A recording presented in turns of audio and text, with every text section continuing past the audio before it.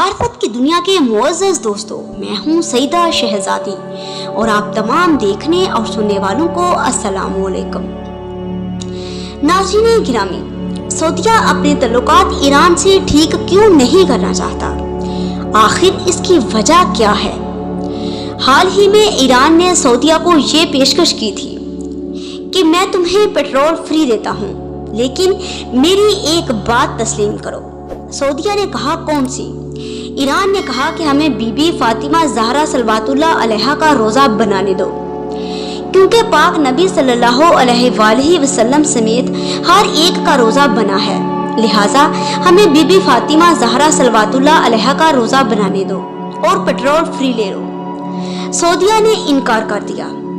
उसके इनकार की सबसे बड़ी वजह यह है कि सऊदीया इमाम महदी अलैहिस्सलाम को तस्लीम नहीं करता और उसे ये पता है कि ईरान इमाम महदी अलैहिस्सलाम के हक में है और उनका इंतजार कर रहा है।